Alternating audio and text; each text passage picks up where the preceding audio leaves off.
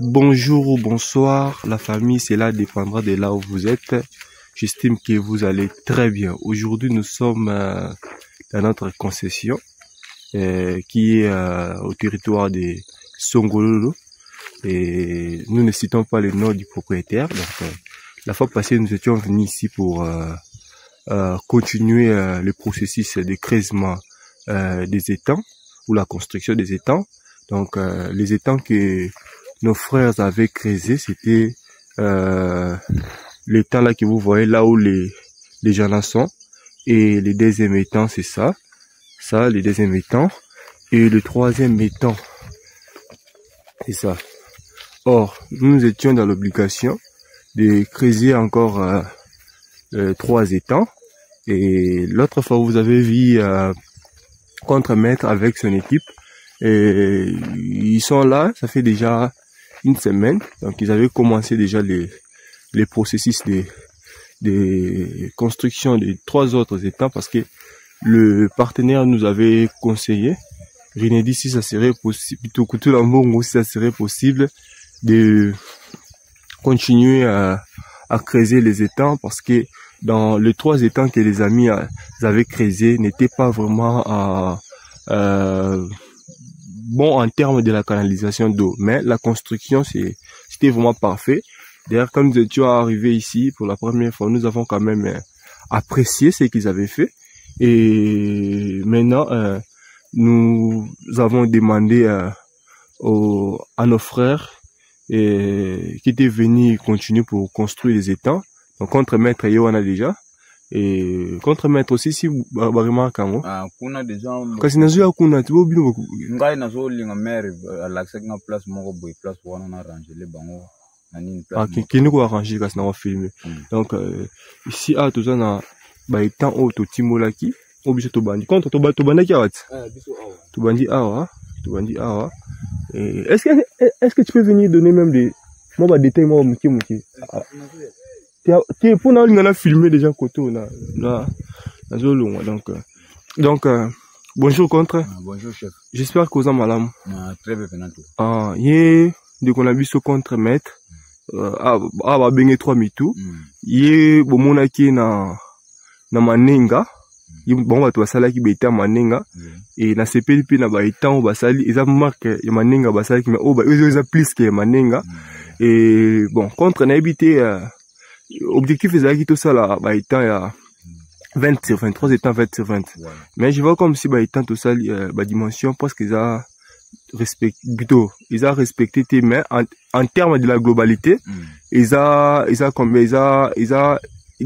dimension à respecter. Sauf quand bah étendé, ils a été tellement on a monisé à combien oh? Oui, ça le col à 16 mètres. Au col l'école ouais 16 mètres aussi. 16 20 mètres. Boy peut ça qui 16 mètres. Ouais, boy peut ça 20 mètres. Boy. Pesa qui 20 mètres. Na boyne pesa qui le rôle à 16 mètres. 16 mètres oui. 16 mètres donc ba nombre ni ba mètre o ezanga tawa nde yango to yaki ko compléter na étant o munene muzomo. Oui. Na linga kané to sali na mutu contrat c'est que tout c'est la ka marque. Donc ba mètre o ezanga ki awa nde yango na yaki ko bakisa awa. Awa oui. Awa sikoyo na boye to chaki le rôle 21 mètres na boto chaki 24 mètres. 24 mètres hein. C'est que yango yo ba nini ba mètre ezanga ki awa nde yango na bagisa ki na temps oyo. Na temps oyo suko côté oto ke kuna na temps oyo suka kuna fallait to cha ya 20 mètres carré. Suko na mona ki suko place na ba nzete kuna ya ba bila wana. Donc c'est que et permettre ki te et continuer boye. Yango suko yo na kata ki na boye na chaki lokola 12 mètres na boye nde na allonge qui lokola 28 mètres. Donc étant pena ya base nion surtout ya ba étant nion surtout eza na se base na bango nde yango yo. Na boye eza lokola 12 mètres na boye na chaki 30 lokola 28 mètres. Donc c'est que calcul eza marque wana. Donc entrée na biso ya mai ya kokotisa na se nde yango yo. Base na ye azokotisa la mai tokende place wana comme mona ndenge topaleli.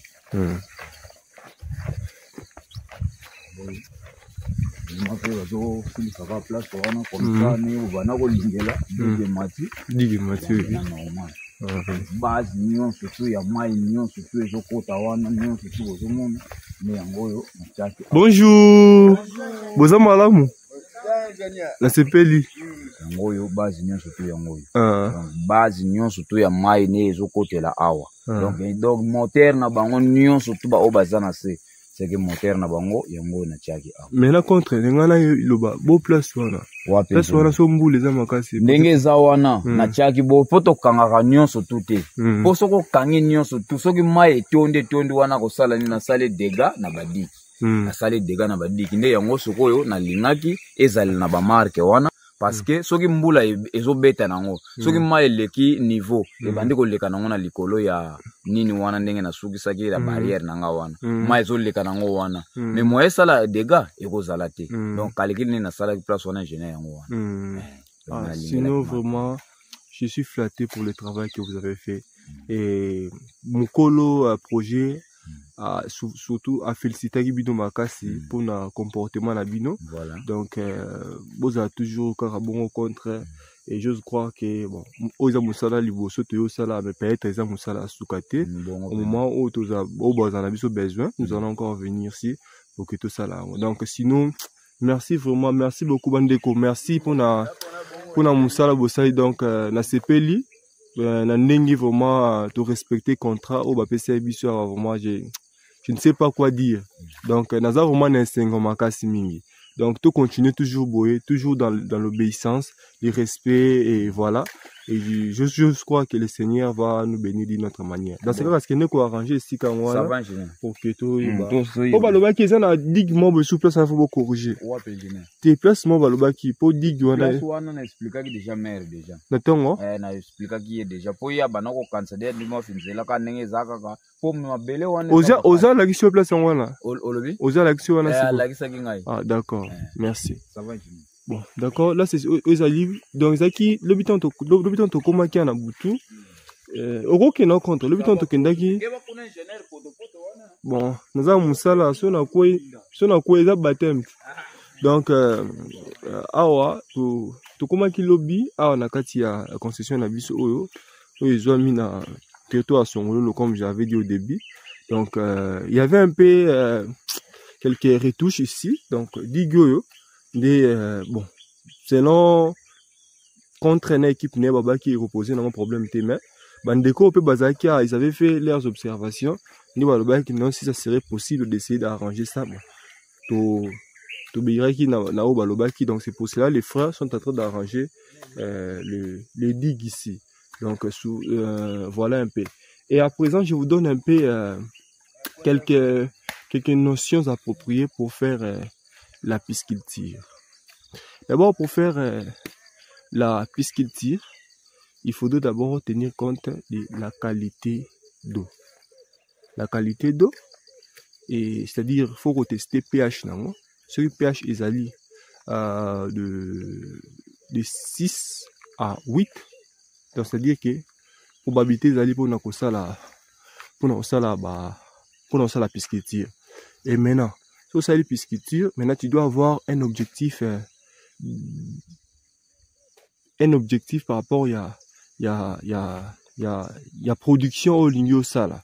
Maintenant la production au ligne au sala, à travers l'objectif on a la capacité de combien de temps on y a timola.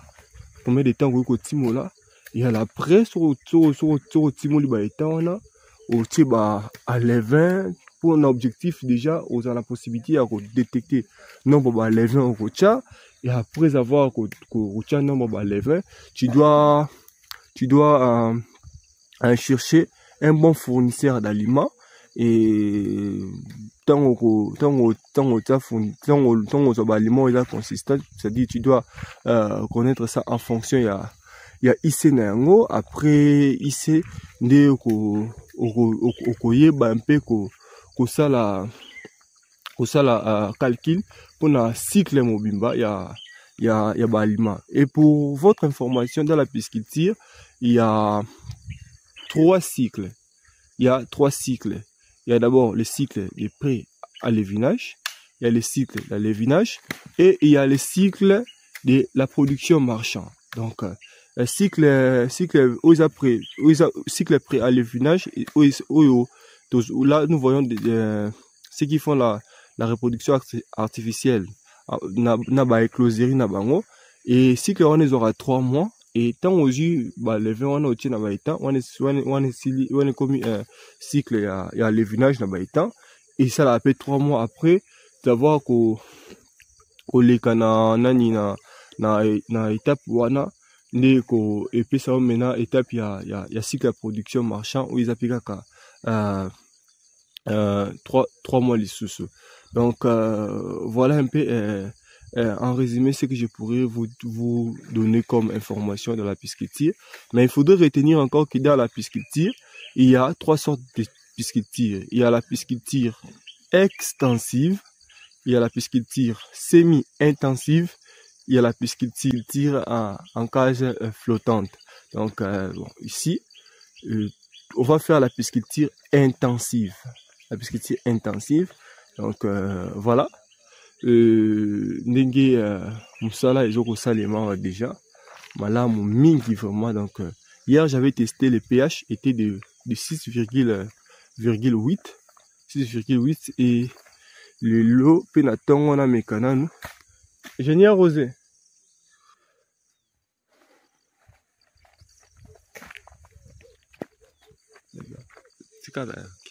Donc comme je disais, le biton on a qui en a qui pH, il a qui à 6,8. Donc probabilité d'ali pour lancer la pisciculture. Le lot pénaton on a qui mes cachets là.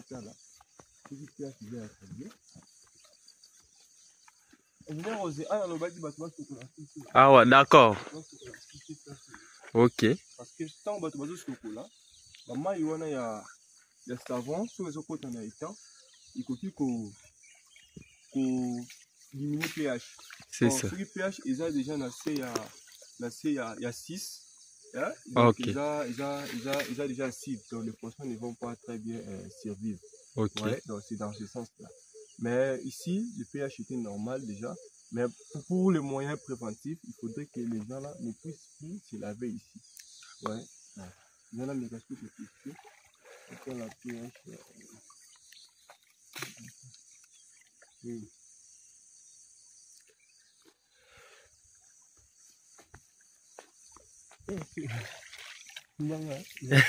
C'est là.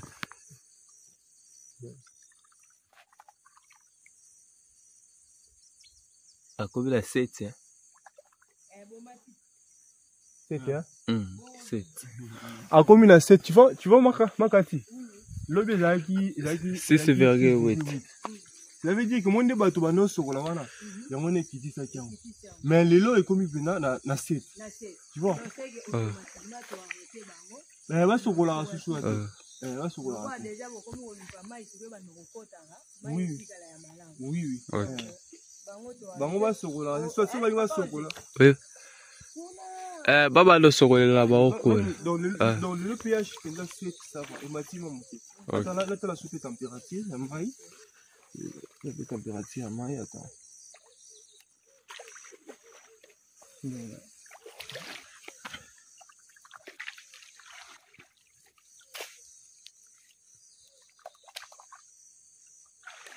Ah, température à 25. 25 c'est dans les bons aussi. Dans les bons.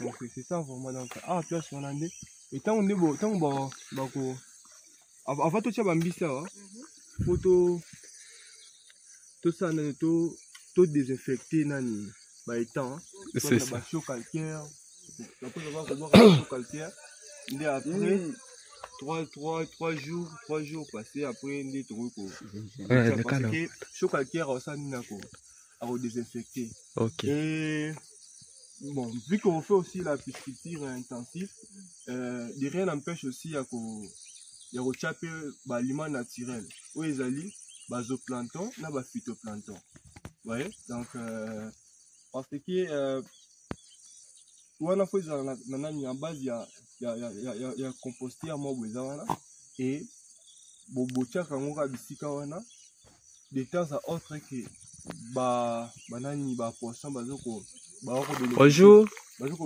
bénéficier ok aliments wana et à part ça aussi vous leur donner aussi des aliments complets. exactement Donc, et aujourd'hui nous pouvons vous assurer que la société Coutu Lambongo Service a des partenaires efficaces qui pourraient vous aider pour qu'il y ait des aliments vraiment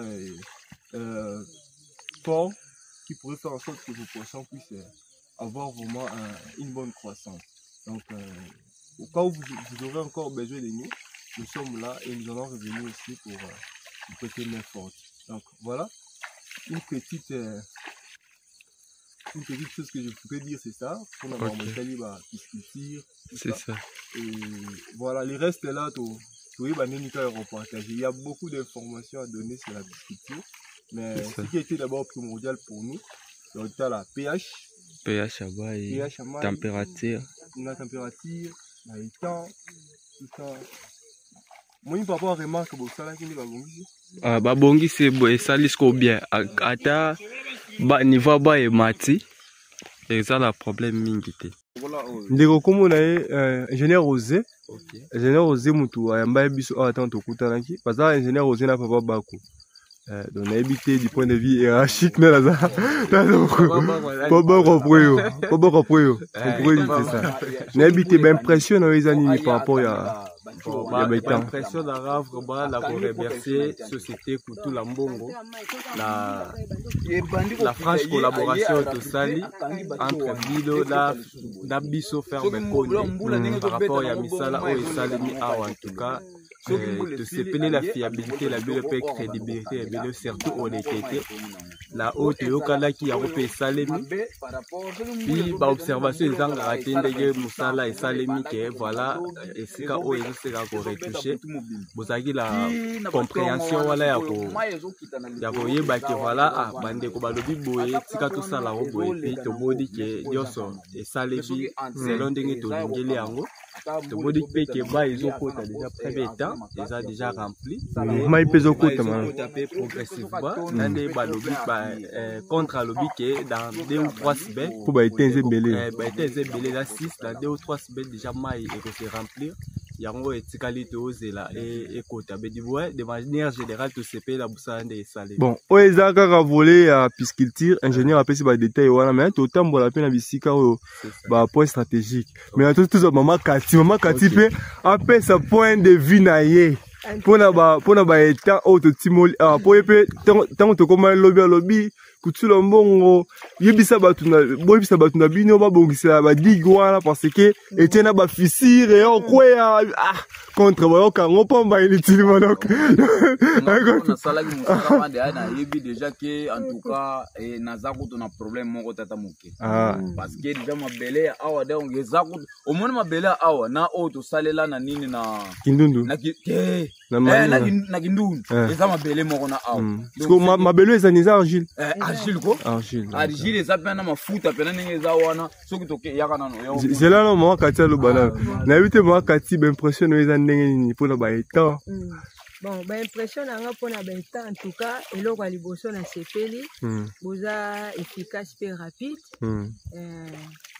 Moussali monani bon corriger moi ben pe bandeko batika ki mike là j'ai aimé et na o pe biso to monaki par rapport na bino parce que moto aza toujours na ba faille o qui azate na moni ndenge ba arranger j'ai aimé aussi en tout cas dans l'ensemble nous surtout il était dans nous bien communication à mai déjà déjà et zo pesa déjà passage qui et qui ndegena oya suka kuna donc donc moi je kota malamu et kota nango bien et kota pe na vitesse na moni po lobe ezala iboyete voilà lobe ezala iboyete na tongo pele to ya na ba 5h nga na bango ezala ki pe boyete voilà donc poto ezala ki a depuis 5h nga na bango donc ezala ki pe boyete donc ezo mata nango si pesa soke tondi okune donc voilà ezala bien.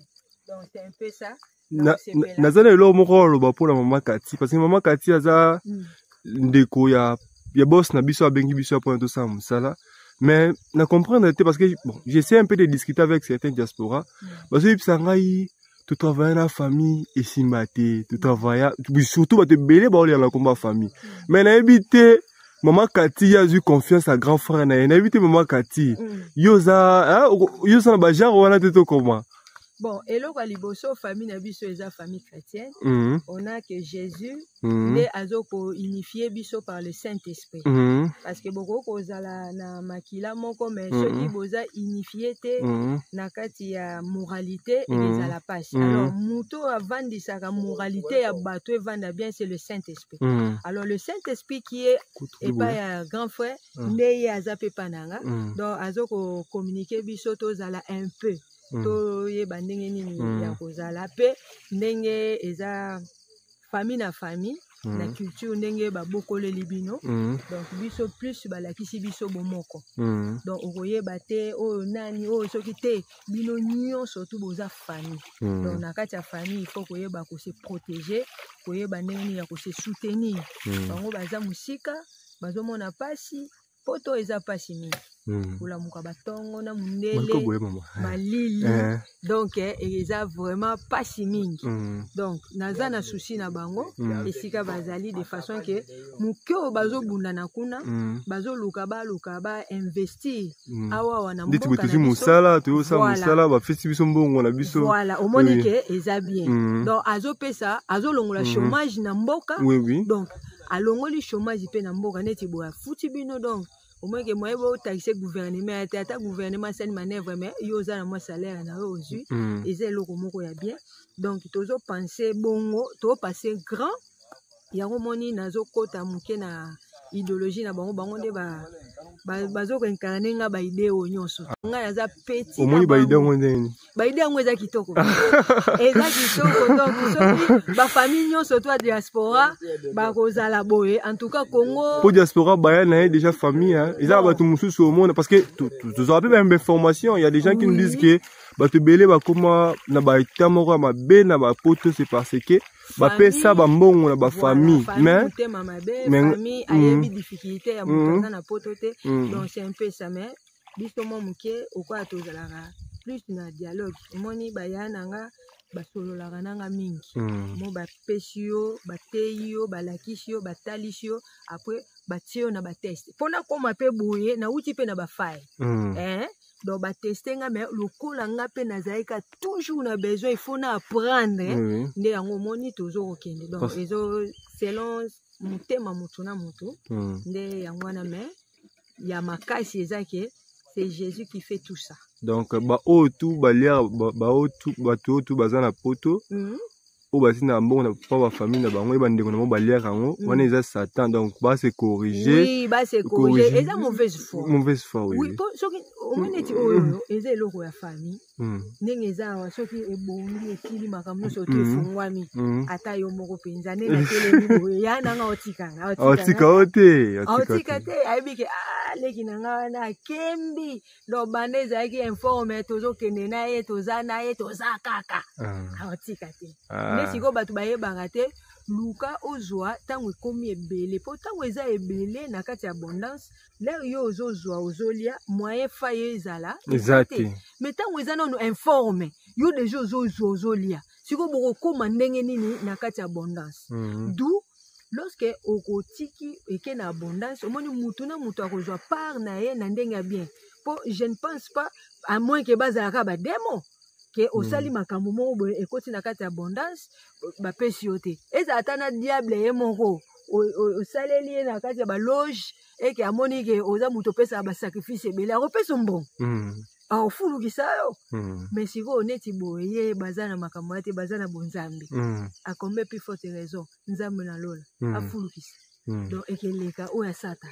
amen donc c'est un peu ça oyo nakoki koloba donc base corriger bazala motema moto te eza yango ya bino eza ya yo po soki deya ndeko deja musika na bakilometre ebele atindi mbongo pa na yo po sala likambo seka aza ya confiance na yo fe sala babiloko oyo alobi soki osali yango eke emonani amoniki aza atako aza motema mabe yango akoyeba kaka eloko oyo po ezala boye akozangisa yo te donc c'est un peu ça Merci beaucoup. Merci beaucoup. Contre maître. Nasir, maman Kati, babisika tout la qui s'est enlevé contre va corriger. Juste quoi. Contre va corriger, na ebité yatebo. Tout ça. Si oyo na lobaki. Au saliango. Mère, place où on s'en explique déjà. Ah bon, au Congo tata ma minute. T'es contre yo ça la raconter. Ça la contre maman. Na nenga kati awa.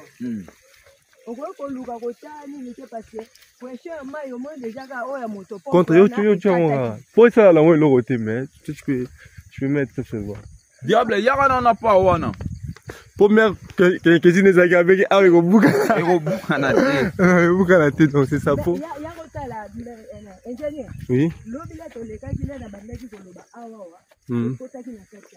Mais lelo na tongo ya on a la kiti. Beaucoup na kati lelo. Lelo. Ya kota. Omoni o. Lobila to zalaki ekitaki boye. Mais tana tongo. Au moins déjà à côté, à Pessi déjà des nini. Donc ce qui maï kaka likolo o so emeko kita awa e kata oyo. Suko mère excuse. Au moins suko awa na so comprendre yo. Au moins eloko esali boye suko mabele oyo eza makasi. Du fait que na souda ki yango ko soudé. Donc yango omoni esali ba nini wana. Mais soki mbule beti okomona ne so banzela wana te. Akokangana. Pende eza na foba cha pelouse. Foba chango pelouse. Ba pelouse o mais o te ba marque ona mona ki awa te. O te. O ezoboto wa matiti. Bucha pelouse bien. Pelouse o amike mike. O eza ka tapi wana. O mon soki pelouse wana soki boloni ba pelouse wana bokomona so zamba o te. OK. Bokomona ngolo so te makati. Donc c'est qu'il faut bocha pelouse mais oyo te. Oyo eza zamba oyo. Mais pelouse wana ndenge za wana so bocha ngo antibasi. O amike mike. Contre. Ngana loba. Pour sortir maï, na monité au gros l'accent. Je n'ai pas vu ça. Au moins, je vois na cascade, je vois na PVC, au bout de ça, là, qui n'a pas PVC, mais on a le la place, on a donc na tiagi ka fort, et ya qui comme ingénieur. Baoser MR, baoser boba ça la matitue. Oui, non, il y a du sabon. Boba ça la. Ba oh tout là-bas, oh tout balongo là, on se tout. Pose à la propre, balongo là. Tant ba tia pelouse, baloni bisika na tout maman. Donc nengeza uka botiki bombudia, c'est mais faut pelouse côte. Il faut pelouse côte. Avant ba mboule ken.